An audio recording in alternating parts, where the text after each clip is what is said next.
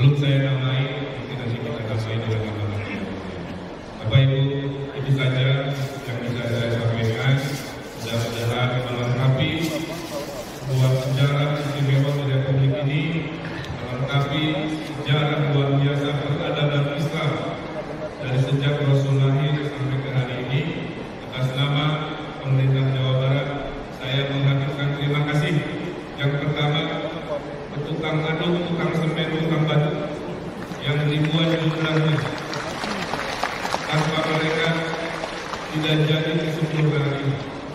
Saya ucapkan terima kasih kepada Manor, kepada kontraktor yang berganti-ganti, khususnya kontraktor yang menjadi melaksanakan di finishing ini, kepada yang mengawasi tim pengawas MK-nya, kepada PNS yang membebaskan lahan, kepada polisi dan TNI yang mengawal kondusivitas pada saat sosialisasi. Saya ucapkan terima kasih kepada anggota DPRD yang menyetujui anggaran-anggaran untuk tempat yang membanggakan ini, kepada warga sekitar yang mungkin selama pembangunan mengalami ketidaknyamanan, dan kepada semua yang tidak bisa saya sebutkan satu persatu, saya haturkan dari panggung ini terima kasih.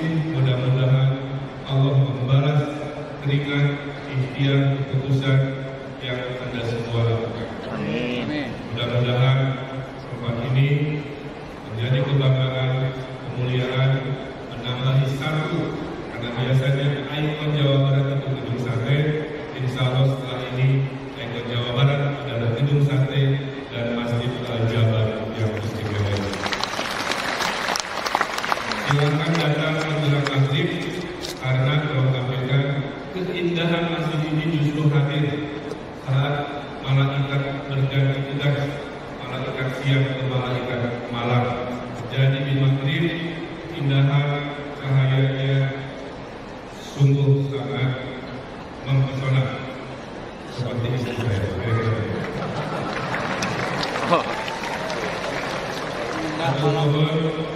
Saya dengan mengucapkan Bismillahirrahmanirrahim, dengan memohon itu Allah Subhanahu wa Ta'ala agar memberikan berkah dan rahmatnya. Dengan ini saya Ridwan Kamil mewakili masyarakat dan pemerintah Provinsi Jawa Barat, dengan ini meresmikan penggunaan Masjid Raya Al-Jabar Provinsi Jawa Barat.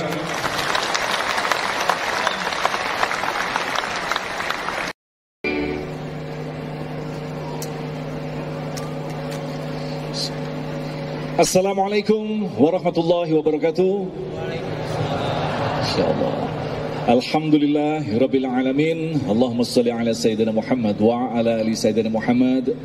Puji syukur kepada Allah yang mempertemukan kita di hari yang istimewa, tentu saja hari Jumat yang insya Allah penuh keberkahan, dan terutama untuk warga Jawa Barat. Ini adalah satu momentum yang sangat istimewa karena pada hari ini diresmikan Masjid Raya Al-Jabar, yaitu tepatnya di Cimingcerang, Kecamatan Gedebage, Kota Bandung, Jawa Barat. Alhamdulillah dalam kesempatan kali ini telah hadir bersama kita orang-orang sosok tokoh ulama yang kita cintai, Kiai Haji Jujun Junaidi, kemudian Kang Emil, Kang Ridwan Kamil. Terima kasih telah mengundang kita.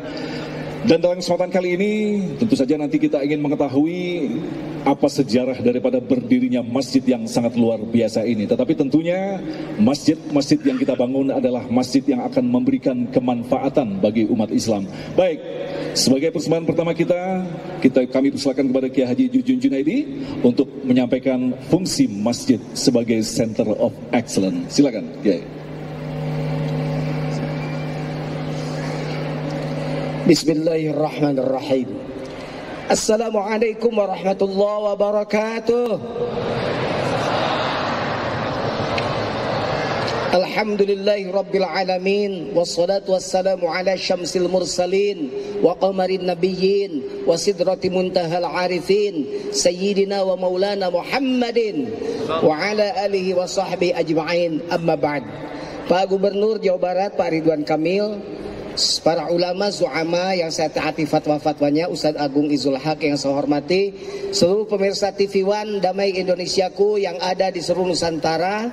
Hari ini kita melakukan siaran langsung di masjid yang termegah di Jawa Barat. Namanya Masjid Al-Jabar. Sudah bukan kebetulan, Al-Jabar. Coba lihat ke atas, indah.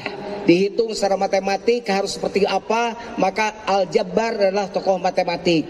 Al-Jabar juga adalah Asmaul Husna, ya. Al-Jabar juga kebetulan Jabar, singkatan dari Jawa Barat. Jadi ini ikon Masjid Jawa Barat. Alhamdulillah. Ini adalah masjid, tempat menempatkan kening Anda, dua telapak tangan Anda, dua lutut Anda, kemudian kaki Anda, untuk merebahkan diri di hadapan Allah, membumi hanguskan kesombongan yang ada dalam diri kita.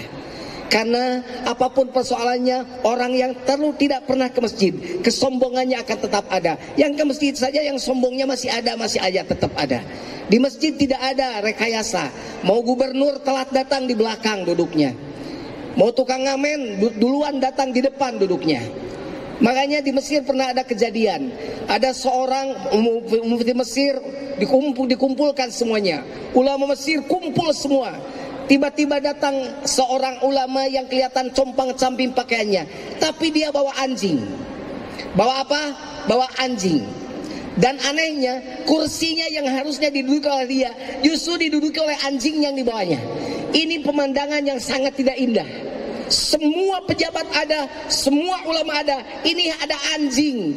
Malah si kiai itu, si ulama itu duduk di bawah. Semua orang marah saat itu, gak enak lihat pemandangan. Tapi ada yang mengingatkan, ulama yang punya basirah, bukan basar, tapi basirah, mata batin yang kuat. Dia katakan, jangan kau usir orang itu, jangan kau hina orang itu. Justru dia sudah menempatkan keanjingannya di tempat dikendalikan oleh dia. Sekarang mari kita hitung-hitung dalam diri kita. Saya masuk TV untuk menghilangkan ujub saya itu, riak saya itu susah Pak Gubernur. Kalau saya masuk TV itu, saya ini istighfarnya beratus-ratus kali. Karena yang ada dalam diri adalah saya ditonton oleh semua orang Indonesia. Bukan berceramah untuk mengingatkan hati kita. Mau bertanyakan pada diri-diri kita, pada para ulama yang ada, apakah Anda mencari masyarakat, mencari simpati masyarakat, atau mencari Allah Subhanahu wa Ta'ala? Kita sekarang kumpul di masjid. Masjid itu tempat sujud, tempat merebahkan diri. Semuanya tidak ada kecuali hanya Al-Jabbar saja. Hanya Allah yang Al-Jabbar, hanya Allah yang perkasa, hanya Allah yang kuat. Tidak ada yang lebih kuat kecuali Allah. Duduk di masjid, Anda sebenarnya harus menghitung diri Anda. Maka masjid yang indah ini, insya Allah untuk semuanya nanti dimakmurkan. Datang ke sini semuanya, sholat di sini semuanya. Cuman anehnya sekarang sholat di masjid itu susah. Ada orang yang rumahnya dekat masjid, 1 meter ke masjid, dia tidak datang. Tapi ke tempat pegawainya puluhan kilo dia datang. Tapi kenapa ke masjid? Padahal cuma 2 langkah tidak datang. Berat kakinya. Diajak oleh ustadz, diajak ke masjid, dia nolak. Diajak kedua kali, dia nolak. Diajak ketiga kali, malah marah para ustadz yang ngajaknya. Pas mau diajak ke-4 kali, dia sudah tidak ada. Ternyata dia sudah ada di masjid. Bukan alhamdulillah, dia ada di masjid, sopnya paling depan, lebih depan daripada imam, karena dia disolatkan. Jadi siapapun pasti akan disolatkan di Maka amit-amit kalau Anda tidak pernah ke kira-kira ada nggak orang di sini yang tidak pernah ke masjid? Bu, saya nanya ibu, jawab. Kalau nggak jawab, suaminya kawin lagi. Mau suaminya kawin lagi? Jawab. Ibu suka ingatkan suami masuk masjid nggak? Banyak suami ibu sholat di rumah atau di masjid? Di masjid atau di rumah? Kalau suami ibu masih sholat di rumah, ibu beli mukena 1 lagi. Beri mukena suami ibu. Kalau suami ibu marah, kenapa kamu beli mukena? Buat kamu sholat. Kan saya laki-laki. Laki-laki sholatnya di masjid. Kalau laki-laki sholatnya di rumah, berarti perempuan. Jadi jangan pakai sarung, tapi pakai muken. Siap bu begitu? Dakwah itu bukan tugas saya saja. Dakwah itu tugas semua. Saya da'i, ibu da'iyah. Saya qori, ibu yang kenceng. Saya qori, ibu. Saya mubalik, ibu. Kalau bahasa Arab saya anta, ibu. Anti, saya kunta, ibu. Jadi ibu tuh punya tugas dakwah. Allahu Akbar, Allahu Akbar. Toel suami ibu, Pak adan, adan cek saha dangdutan. Allahu Akbar,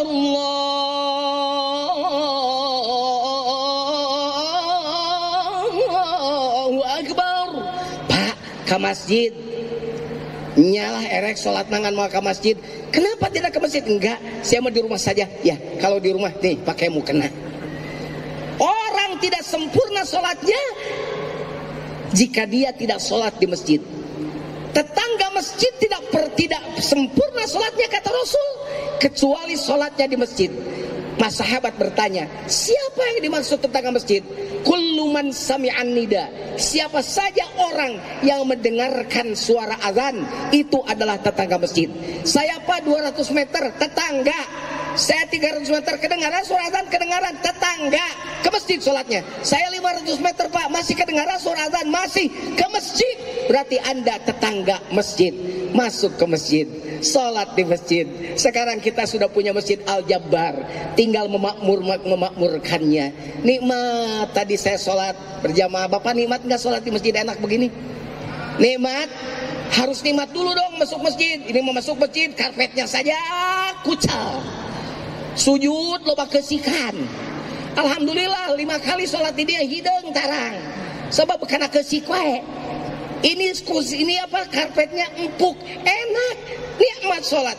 Sujud Anda di Masjid Al-Jabbar, insya Allah keakuanmu akan dihilangkan. Fi buyutin azinallah an turfa'a wa yuzkara fi hasbuh. Di rumah Allah inilah angkat, sebut nama-nama Allah dengan baik. Insya Allah masjid akan menjadi tempat untuk menghilangkan keakuan kita. Keakuan kita, dalam tanda kutip akunya, keakuan kita dihilangkan karena kita suka datang dan sholat bersujud merebahkan diri di masjid, insya Allah. Terima kasih Kiai Jujun yang telah menyampaikan mukadimah yang memberikan penekanan kepada kita betapa pentingnya kita memakmurkan masjid. Sepakat dengan apa yang telah disampaikan oleh beliau tadi, sholat harus khusyuk, maka tempatnya pun adalah memberikan kesempatan kita untuk bisa menjadi khusyuk. Nah, salah satunya adalah dibangunnya Masjid Al-Jabbar. Ini luar biasa sekali ini very very excellent. Kalau tadi Anda dalam membuka bisa menyaksikan sedikit established dari masjid ini, memang tidak ada kata lain kecuali subhanallah. Tentu saja pemirsa ingin mengetahui bagaimanakah sejarah berdirinya masjid yang luar biasa ini. Nanti kita akan berbincang-bincang dalam segmentasi selanjutnya bersama Kang Emil. Tentunya masih bersama kami, Damai Indonesiaku.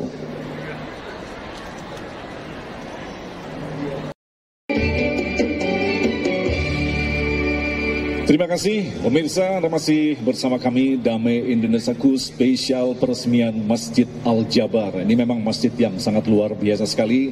Tentunya dalam waktu yang sangat singkat ini pemirsa Damai Indonesiaku ingin mengetahui apa sesungguhnya sejarah didirikan masjid ini, kenapa arsitekturnya begitu luar biasa. Bahkan kalau saya mengatakan ini sangat rumit sekali, tetapi sangat detail. Nah, siapakah sosok yang membuat gambar yang sangat jelas ini? Kemudian apa sesungguhnya filosofi dari setiap sudut? Kalau kita perhatikan tentu saja dalam setiap bangunan memiliki filosofi. Itulah nanti akan dijelaskan oleh Kang Emil. Kang Emil, alhamdulillah. Siap. Apa kabar Kang Emil? Alhamdulillah rabbil alamin.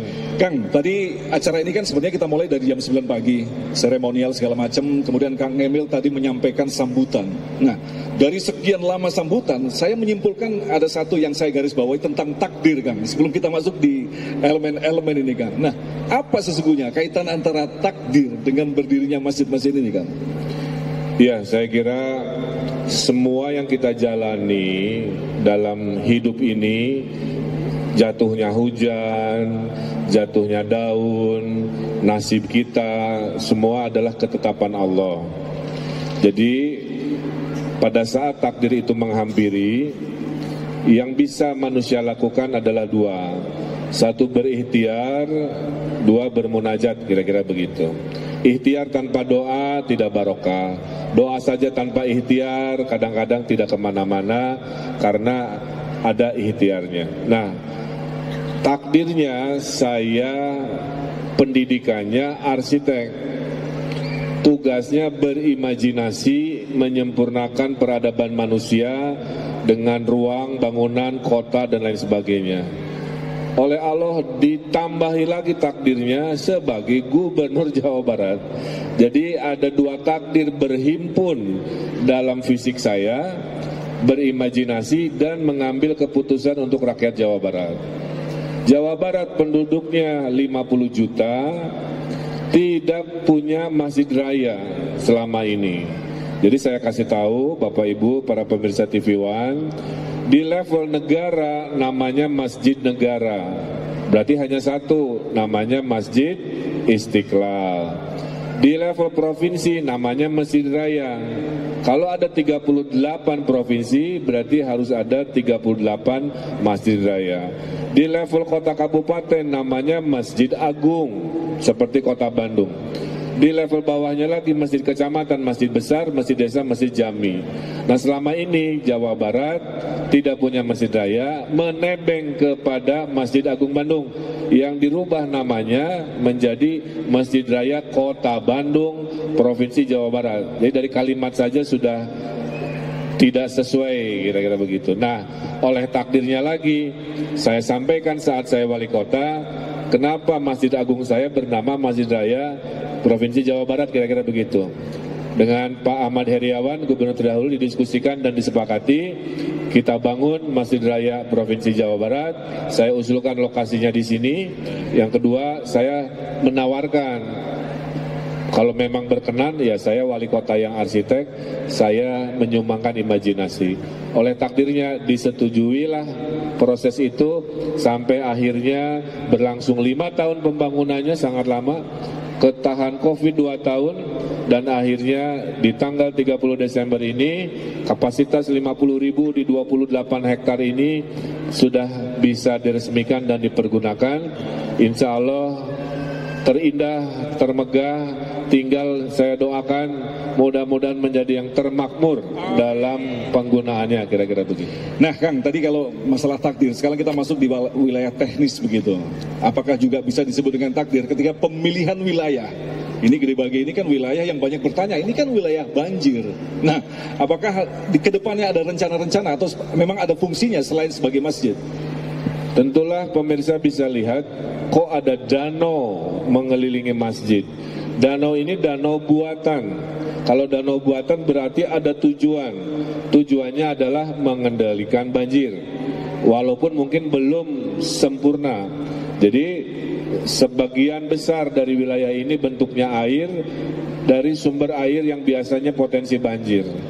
Oleh kami diimajinasikan, ya sudah sekalian, jangan dipisahkan tapi disatukan dalam keindahan karena Allah Maha Indah. Biasanya kalau ada bangunan di tepi air, keindahannya itu double 2 kali lipat karena ada pantulannya. Makanya paling indah melihat Masjid Al-Jabar itu dari jarak agak jauh melihat pantulannya ke air, dan lebih indah lagi kalau pada maghrib karena pencahayaannya diatur sedemikian rupa sehingga ini seperti permata di malam hari yang luar biasa. Jadi fungsi teknis mengendalikan banjirnya ada, fungsi ibadahnya ada, dan yang teristimewa ada museum Rasulullah di lantai bawah dari tempat ini.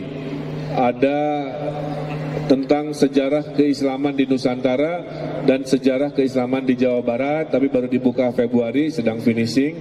Dan juga ada taman terpanjang di Jawa Barat, taman kota yang temanya Risalah 25 Nabi dan Rasul. Sehingga orang ke sini dapat ibadahnya, dapat ilmunya, dapat rekreasinya, pulang-pulangnya dapat bahagianya. Ya, begitu. Seperti yang Rasulullah lakukan pada saat mendirikan masjid, bukan sekedar masjid tetapi pusat pemerintahan, pusat pembelajaran, begitu kayak ya. Menjadi masjid ini pusat segala macam. Rasulullah bicara politik di masjid, strategi perang di masjid, ya. Gitu. Makanya bukan hanya sekedar untuk sujudnya saja. Nanti kita akan bahas di segmen berikutnya tentang bagaimana fungsi masjid dalam kehidupan sosial. Nah ini yang kita tekankan kepada Kang Emil ini ya. Ya. Jadi ternyata saya sempat semalam melakukan perjalanan di bawah, bahkan ternyata ada museum, nanti akan ada tempat pembelajaran dan lain sebagainya. Iya, berarti kan menarik. Turun kita dapat ilmu. Oke. Iya, tentang sejarah Rasulullah. Kemudian naik kita dapat keindahan, ibadah tawanina. Baik. Pulang kita dapat selfie, bisa tiktokan. Gak apa-apa tiktokan, gak apa-apa. Kamu nanya, kamu bertanya-tanya, gak apa-apa. Tapi latar belakangnya masjid. Oke. Begitu. Nah, Kang Emil, sekarang kita masuk di wilayah karakter arsitekturnya. Ini sebenarnya adaptasi dari mana? Atau memang lain sekali lagi? Apakah ini memang takdir, ilham dari Allah? Ya. Kang Emil? Ini perjalanan panjang. Saya berimajinasi mungkin 10 pilihan. Masing-masing pilihan dipikirkan, diimajinasikan di malam-malam panjang.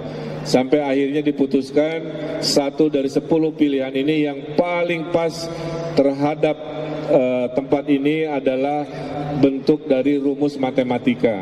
Jadi Bapak Ibu, matematika itu tertulis jadi rumus, terbentuk jadi 3 dimensi. Jadi ini adalah rumus dari matematika, inspirasi aljabar, bawahnya ada 10 kurva, rumus matematik, naik sedikit jadi 5, naik lagi jadi 4, 2, 1, nah itu tuh rumus. Nah yang kedua tadi namanya adalah aljabar, artinya maha perkasa, maha memaksa. Di dalam interiornya didesain lafaz Allah terbesar di Indonesia, dan harapannya siapa yang berada di bawahnya merasa kecil, jangan sombong, tinggalkan keakuannya tadi sebelum masuk masjid. Kalau yang maha besar, maha perkasa hanya Allah Subhanahu wa taala. Plus Jabar itu singkatan Jawa Barat. Jadi sudah jodohnya, tidak bisa dipindah kemana-mana ini mah. Ada mungkin namanya Jabar, Aljabar, tapi rumusnya bukan matematik kan. Ini mah udah rumusnya matematik, sangat terukur. Singkatan juga Asmaul Husna, kira-kira begitu. Nah, kalau kita perhatikan di sini memang banyak simbol-simbol, ada motif batik, kemudian ada beberapa jumlah pintu. Nah, mungkin bisa sedikit dijelaskan, Kang Emil. Karena ini bukan masjid Kota Bandung. Walaupun saya wali kota Bandung dahulunya, ini masjid Provinsi Jawa Barat, di mana Provinsi Jawa Barat terdiri dari 27 kota kabupaten. Maka sebagai pemimpin harus adil. Semua pintu ini adalah batik-batik dari 27 kota kabupaten. Ada pintu batik Majalengka, Ciamis, Pangandaran, Depok, Bekasi, semua ada di sini. Kemudian dalam kepengurusan DKM, semua ormas Islam diberikan tempat perwakilannya mengurusi masjid ini. Kemudian perwakilan MUI 27 kota kabupaten juga direkomkan untuk menjadi pengurus masjid ini. Insya Allah inilah contoh keadilan umaro, karena selalu mendengarkan ilmunya para ulama, sehingga hadir para dermawan-dermawan dan diijabahnya doa-doa duafa. Itulah prinsip tegaknya sebuah negara yang kami wujudkan dalam bentuk arsitektur masjid yang menurut saya memang sangat luar biasa. Nah, ini yang menarik sekali, Gai. Kang Emil ini juga sebagai seorang arsitektur yang menggambar masjid ini, tetapi sekaligus ketua DKM. Ini kan menarik sekali. Nah, Kang Emil, mungkin bisa kita cermati kritik bagi kita bersama. Di Indonesia ini kan kalau kita keliling, ini ada masjid-masjid agung, masjid raya yang besar-besar, tetapi mohon maaf, jemaahnya tidak begitu banyak begitu ya kan, kecuali hari-hari tertentu dia akan berkumpul di situ. Nah, mungkin Kang Emil bisa menjelaskan kepada kita lantas apa kedepannya yang nanti akan dilakukan sebagai ketua DKM. Tapi tunggu dulu Kang, kita nanti akan jawab di segmentasi selanjutnya. Tetaplah bersama kami, Damai Indonesia Spesial Peresmian Masjid Agung Al-Jabar Bandung.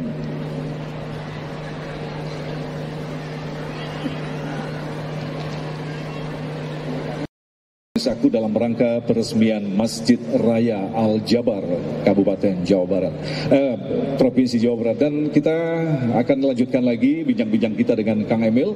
Mungkin tadi bisa dijawab Kang Emil, ke depan bagaimanakah dengan masjid ini, dan kita berharap, kalau kita perhatikan kan ini jauh dari tempat penduduk begitu, semestinya ini ada di center kota begitu. Nah, apa rencana-rencana ke depan Kang Emil? Ya, yang pertama adalah kami sudah memberikan himbauan setiap ulama-ulama di 27 kota kabupaten silakan mendaftarkan, memanfaatkan tempat ini untuk kajian. Jika jumlah jamaahnya ada ribu-ribu atau banyak, difasilitasi oleh DKM-nya, boleh ngetek mau minggu pertama tiap bulan, minggu kedua tiap bulan, mau hari Ahad, pada lohor, pada isya, silahkan. Ya, dikalikan 27 daerah, saya meyakini pasti akan ramai. Kan tadi bukan hanya tempat sholatnya saja, di sini mah istimewanya ibu-ibu setelah nanti pengajian ke bawah lihat museum, ya, museum terbesar tercanggih, sejarah Rasulullah dari mulai lahirnya tahun gajah sampai datangnya Islam ke Nusantara, di Cirebon, di Jawa Barat, kemudian pulangnya ada restoran di bawah, nanti lihat ada rekreasi perahu di danau yang sedang kita siapkan, lihat ke taman-taman Rasul 25 Nabi, ada di belakang nanti ada food court dan lain-lain. Jadi ini memang paket lengkap lah. Menurut perhitungan harusnya rame gitu, karena banyak kegiatan yang didesain untuk memastikan masjid ini makmur. Tapi tadi sholat dulu baru lainnya, jangan lainnya baru sholat. Nah, mudah-mudahan begitu. Apa yang membedakan masjid ini dengan masjid-masjid yang ada di negeri Indonesia ini? Jadi artinya kalau kita perhatikan di sini, Kang Emil jarang menggunakan kubah, kemudian ini ada di tengah air. Ini apa yang membedakan secara spesifik, Kang? Ya, banyak sekali perbedaan. Pertama, ini masjid yang punya alun-alun. Jadi di depan tuh, di belakang, di depannya itu ada alun-alun. Memang mirip dengan inspirasinya dari Turki ya. Kalau masjid Turki itu selalu ada halaman besar atau alun-alun dikelilingi koridor. Makanya ada tempat wudhu outdoor. Jadi bapak-bapak ya, tidak harus selalu ke tempat basement Pak wudhu. Bisa wudhunya pas masuk, lebih nikmat, udara terbuka, segar dan seterusnya. Kemudian ada minaretnya 4 ya. Biasanya kan masjid 1. Kagok ya mah 2, ente 3, ente 4. Ada 4 minaret yang muncul dari air, kira-kira begitu. Dan malam hari ada pencahayaan yang indah, kemudian dikelilingi oleh air yang tadi saya sebutkan. Ini jarang-jarang kombinasi minaret 4, bentuknya besar tidak berkolom, kemudian berada di pinggir air, di bawahnya ada museum Rasulullah terbesar, tercanggih di Indonesia. Jadi saya bilang tadi agak susah untuk ditiru ya, karena memang jodohnya ada di tempat ini. Sudah takdirnya lagi. Kembali ke takdir. Oke, mungkin ada yang ingin disampaikan? Iya. Ini sesungguhnya adalah sesuai dengan apa yang disebut oleh Allah dalam satu ayat. Wa may yu'azzim sya'airallah fa innaha min taqwal qulub. Barang siapa yang mengagungkan syiar agama Allah, maka itu adalah sebagian dari takwa hatinya. Membangun masjid seperti ini adalah bukan sesuatu yang tidak didasari dengan keimanan yang jelas, ketakwaan yang jelas. Ini pasti didasari dengan ingin mensyiarkan agama Allah, ingin supaya masjid ini jadi syiar, supaya orang senang. Lihat dari jauh saja, dari sana, dari rumah saya, ini lihat bentuknya aja penasaran, pengen datang. Kayak di negara mana begitu ya? Iya. Jadi sekarang datang ke sini makin indah. Kayaknya setiap minggu saya main sepeda di sini juga. Gitu. Bahkan saya udah ada komen di Instagram dari banyak follower dan komen dari Malaysia. Ya dengan bahasa Melayunya lah ya. Intinya mah tahniah Pak Gubernur, tahniah teh selamat sebenarnya. Intinya ingin datang ke sini. Belum diresmikan udah banyak dari Malaysia juga ingin datang. Jadi memang kan di dunia medsos sekarang gampang viral ya. Peristiwa hari ini tuh dilihat di Dubai, dilihat di Arab Saudi, dilihat di negara-negara mana. Maka dakwahnya akan semakin luas, tidak hanya untuk warga Jawa Barat, tapi Nusantara bahkan dunia insya Allah. Allahu Akbar, luar biasa sekali gagasan-gagasan Kang Emil. Baik, kita berikan kesempatan kepada penanya dari Masjid Al-Jabar. Yang pertama kami persilakan pada Bapak Adikus. Silakan Bapak Adikus. Assalamualaikum warahmatullahi wabarakatuh, Pak Kiai. Perkenalkan saya Adikus dari Jagatapa Sumedang. Saya mau bertanya Pak Kiai, bagaimana cara memuliakan masjid agar amal ibadah kita itu diridhoi Allah Subhanahu wa taala? Hatur nuhun. Wassalamualaikum warahmatullahi wabarakatuh. Memakmurkan masjid, bagaimana kita semestinya harus memakmurkan masjid agar ibadah kita diterima Allah Subhanahu wa taala. Satu saja yang penting, sholatlah Anda di masjid. Jangan membiasakan diri sholat di rumah. Wahai kaum laki-laki, biasakan langkahkan kaki Anda ke masjid. Itu saja. Cetek itu jawaban yang tadi itu.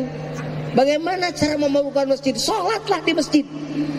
Karena sesungguhnya masjid ini tempat sujud, tempat merebahkan diri, tempat kalau ada susah dalam kehidupan, punya banyak problem dalam kehidupan, berat punggung Anda dengan kehidupan, sekali-kali tunduk di masjid, serahkan pada Allah di masjid. Insya Allah masjid ini akan makmur, pasti makmur. Kalau satu gede bagai ini semua orang sholat di masjid, masjid segede ini tidak bakalan bisa menampung jamaah. Tapi sekarang kenyataannya ada hal yang mengerikan. Orang lebih suka sholat di rumah daripada di masjid. Orang lebih senang sholat di rumah, di kamar dengan istrinya daripada di masjid. Pada yang benar adalah, hei laki-laki, sholat kamu di masjid. Hei perempuan, sholat kamu di rumah. Hei perempuan, suruh suaminya sholat di masjid. Makmur masjid di setiap tempat, di setiap tempat. Orang kafir lewat ke masjid mana-mana saja. Kalau yang berjamaahnya cuma 3 orang, aki-aki norek paraeh hungkul. Anu ada ngap-ngapan teh, asdolah itu hairu minan nau. yang begitu, itu orang tidak akan bergidik bulu kuduknya. Tapi kalau setiap lewat masjid, penuh masjid, sesak dengan jamaah, pasti bergidik bulu roma orang-orang kafir. Kekuatan muslim diukur dari bagaimana makmurnya masjid di tempat itu. Masya Allah, dan ini memang sudah dipersiapkan oleh Kang Emil dengan mendesain masjid yang sangat luar biasa sekali. Di atas, lantai atasnya adalah tempat untuk sholat, bawahnya ada museum, dan yang saya perhatikan adalah ada sentuhan futuristik gitu, modern begitu. Nah mungkin bisa dijelaskan Kang Emil, yang untuk di lantai bawah itu Kang Emil. Hidup itu harus sesuai zamannya. Zaman dulu tidak ada baja, tidak ada sound system. Yang ada batu, pasir, dan lumpur seperti zaman Rasul. Maka ya masjidnya menyesuaikan dengan keterbatasan saat itu. Hari ini mau bentuk apapun bisa, pakai baja, besi, pakai teknologi dan lain sebagainya. Contoh, koridor-koridor yang di depan, yang tempat Bapak masuk tadi sebelum ke alun-alun, itu tidak dibangun satu persatu kayak seperti orang konvensional. Itu dibangunnya di pabrik. Datang ke sini tinggal dicetak, cetek, terpasang seperti main Lego. Itu adalah inovasi, Pak. Baru pertama teknologi ini dipergunakan di Indonesia. Gara-gara kontraktor kalau ketemu saya gini, siap-siapnya kalau meroyek dengan Pak Ridwan Kamil pasti susah. Saya bilang kalau nggak mau susah jangan hidup di zaman ini, karena tugas saya adalah menaik kelaskan peradaban masyarakat saya supaya naik kelas. Sekolah gimana kelas 4 wae, kan harus naik kelas 5, beres kelas 5 naik kelas 6, SMP, SMA, universitas. Nah kehidupan juga sama, masjid juga sama. Makin nanti ke masa depan masjid harus makin berbeda. Betul. Jangan mengulang masa lalu yang dikopi, cuman mewah dapatnya tapi tidak dapat kebaruannya. Betul. Nah di sini diharapkan orang yang ikro, yang melihat bisa melihat bahwa masjid ini membawa teknologi, kebaruan, futuristik yang menyamakan hanya satu, bersujudnya khusyuk. Bersujudnya membuat kita menghilangkan keakuan. Kita bisa curhat di sini ke Allah langsung di tempat yang istimewa ini. Itu persamaannya. Betul. Sisanya mah sesuai dengan zamannya, dengan sosial budayanya, dengan teknologinya dan lain-lain. Jadi contoh, kalau saya disuruh mendesain masjid seperti di Turki, saya nggak mau. Dan Turki mendesain masjid di sana sesuai zamannya. Masa di kopi udah zaman abad modern mengkopi apa yang di Turki. Nah, berarti kita nggak ada ikhtiar dong. Nah, saya ingin membuktikan inilah ikhtiar masyarakat Jawa Barat, inilah masa depan yang membedakannya, tapi yang persamaannya rukun Islamnya sama, rukun imannya sama, fikihnya sama, Ahlussunnah wal Jamaahnya sama, semuanya sama. Saya kira itu pesan kenapa bentuknya unik ya. Karena kebetulan saya sukanya tidak terlalu lurus-lurus, pengennya lengkung-lengkung kan kira-kira begitu. Ini tempat AC yang ada Quran di bawahnya melingkar melengkung, ini juga atapnya melengkung. Kontraktor memang hese makanya. Tapi hasilnya ternyata bisa. Excellent. Pada saat hari panen ibaratnya begitu ya, keringat kita dan apapun kecapean kita terbayar oleh itu. Makanya ibu saya pas masuk dari pintu itu, Kang Agung, Ya. melihat kemegahan dan lafaz Allah, seketika 1 menit menangis gitu, terharu. Ya, betul. Itu sifat manusia yang wajar melihat sesuatu yang baru yang tidak pernah terbayangkan. Nah, saya menghimbau, mari naik kelaskan peradaban Islam kita, naik kelaskan keindonesiaan kita, naik kelaskan keilmuan kita, dan khairunas anfa'uhum linas. Sebaik-baik manusia adalah manusia yang bermanfaat. Betul. Saya nggak mau jadi gubernur yang gitu-gitu aja. Saya, ya Allah, ingin jadi gubernur yang bermanfaat. Jawa Barat 4 tahun sudah 451 penghargaan. Berarti ada 451 perubahan yang dibawa dan dilaksanakan, sehingga insya Allah mengakhiri jabatan pun tidak ada apa istilahnya penyesalan, semua pencapaian, dan kita tidak butuh pujian manusia. Itu yang penting perjanjian sumpah saya kepada Allah Subhanahu wa taala, saya coba tunaikan sebaik-baiknya. Masya Allah, ternyata setiap sudut memiliki pesan-pesan tertentu begitu ya.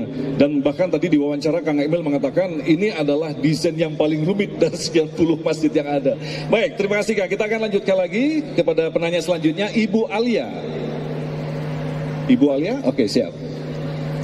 Assalamualaikum warahmatullahi wabarakatuh. Bapak Ridwan Kamil mau bertanya, bagaimana Bapak Ridwan Kamil mensortir aktivitas masyarakat dalam mereka memakmurkan masjid dari kegiatan-kegiatan yang dikhawatirkan memecah belah persatuan umat muslim. Demikian, wassalamualaikum warahmatullahi wabarakatuh. Silakan, Kang. Ya, hidup itu adalah kesepakatan. Negara ini bersepakat memilih pemimpin dengan demokrasi. Di Cina tidak ada demokrasi, di Arab Saudi tidak ada demokrasi. Hidup ini adalah kesepakatan. Jadi para pendahulu kita bersepakat, karena kita berbeda-beda, kita harus punya perjanjian antara kita secara sosial. Maka lahirlah Pancasila, itu adalah perjanjian kita, di mana nomor satunya adalah ketuhanan, bukan nomor 5, bukan nomor 4. Keduanya kemanusiaan. Masyarakat paling ahli sedekah di dunia nomor 1 masyarakat Indonesia. Yang ketiganya persatuan, 4-nya musyawarah, 5-nya keadilan, tong benghar sorangan. Kalau kaya boleh kaya, yang miskin ke bawah-bawah. Nah, karena memilih pemimpinnya oleh rakyat, maka tugas pemimpin 1, adil. Ya, 2, dalam adil itu ada tugas mendamaikan yang bertengkar, kan begitu ya, membagi rizki sesuai proporsinya, karena adil dalam Islam adalah menempatkan segala urusan sesuai dengan takarannya. Gajah besar piringnya besar, gajah kecil piringnya bersih. Kadang-kadang tidak bisa adil itu dipersamakan. Nah, oleh karena itu saya titip, semua perselisihan perbedaan itu bisa diselesaikan dengan musyawarah mufakat tadi. Jadilah golongan yang melihat perbedaan sebagai rahmat dari Allah, bukan melihat perbedaan sebagai sesuatu untuk dijadikan sumber kebencian. Ingat, ada negara bubar. Kenapa negara bubar? Uni Soviet bubar, Yugoslavia bubar. Karena ada peperangan yang tidak bisa dihentikan. Kenapa ada perang yang tidak bisa dihentikan? Karena banyak kerusuhan-kerusuhan yang tidak bisa dikendalikan. Kenapa ada kerusuhan? Karena ada hasutan-hasutan di masyarakatnya. Kenapa ada hasutan? Karena ada kelompok yang melihat perbedaan sebagai sumber kebencian. Dihasut-hasut di media sosial, di WA, di IG, di mana-mana, di ceramah-ceramahnya. Nah, tugas saya sebagai pemimpin, jangan sampai negara ini runtuh. Oleh karena itu akan kami terus damaikan dengan cara yang seadil-adilnya. Kuncinya karena di Jawa Barat ada silih asa, silih asuh, silih asuh. Silih asa, asih asuh. Kemudian hade goreng kubasa, ini pepatah Sunda, artinya segala sesuatu bisa diselesaikan dengan bahasa yang baik, komunikasi yang baik. Dalam budaya Sunda juga ada istilah batu turun kesik naik, artinya pasir turun, batu turun, pasir naik. Bertemulah kesepakatan di tengah-tengah. Jangan saling ego, seperti suami istri berumah tangga. Kadang-kadang istri mengalah, kadang-kadang suami mengalah, walaupun lebih banyak suami yang mengalah. Tapi poinnya adalah bertemulah, bersepakat di tengah-tengah, dan damai Indonesiaku. Nah, itu ya. Salah satunya adalah pemimpin harus adil supaya masyarakat juga tidak banyak bertengkar, salah tafsir dan lain sebagainya. Insya Allah Jawa Barat mah juara lahir batin, Pak Gubernur Nage Bager, insya Allahnya ganteng kalem, apapun masalahnya mari kita selesaikan dengan musyawarah. Insya Allah, luar biasa. Baik, terima kasih. Kita masih punya satu segmen lagi. Tentunya kita akan jawab pertanyaan-pertanyaan Anda selepas pesan-pesan berikut ini. Tetaplah bersama kami, Damai Indonesia.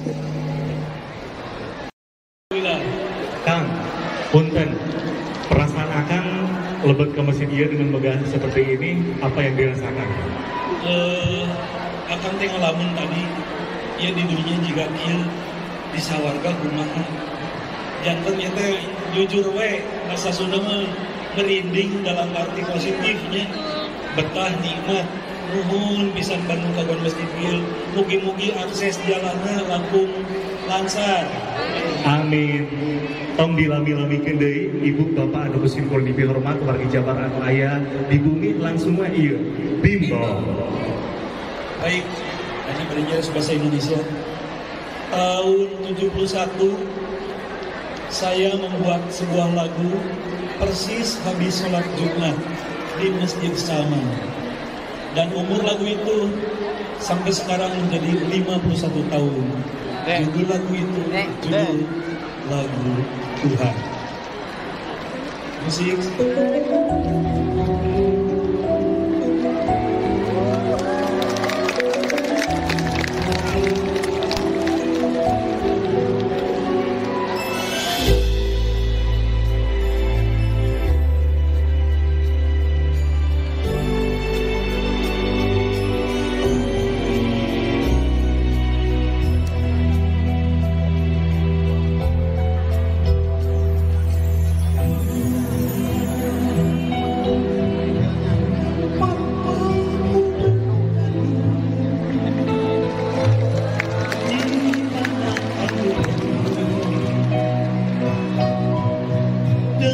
Segala perlu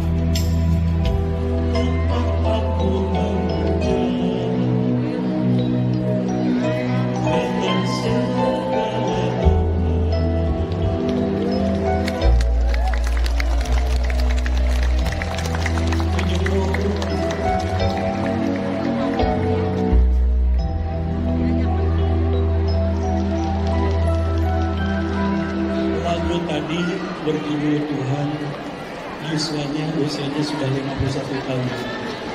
Umur saya tahun depan 81 tahun. Dan tersebut dan doakannya kami mulai dari Husnul Iman. Kita tapat usai kalau dapat bangsa sampai sangat ini mulai tekad mungkin tapat usai mungkin langkung selesai masjid Masjid.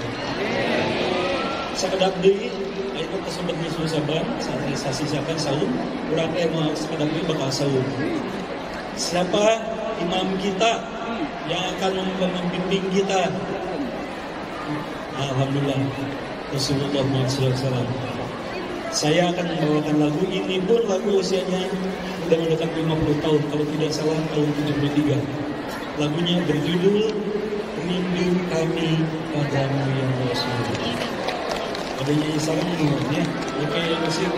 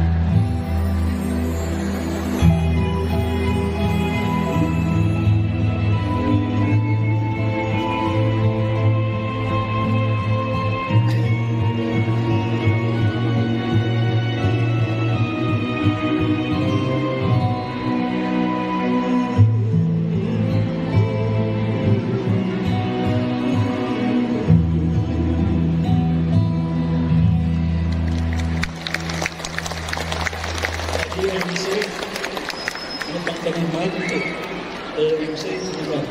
Itu tadi ada nanti lain sebelum. Nah berikutnya sebagai lagu penutup, mudah-mudahan bulan Ramadan besok ada lagu kasih Nabi lagi. Nah kami akan bawakan, kalau ibu-ibu apa kemarin pernah dinyanyi lagu ini lahir tahun 86, baru beken tahun 2020 dibawakan sama Ariel. Lagunya saya kira ibu-ibu bapak-bapak tahu, mudah-mudahan tahu. Judulnya adalah Sajadah. Maka nyanyi kita bisa bareng-bareng ya. Oke, musik.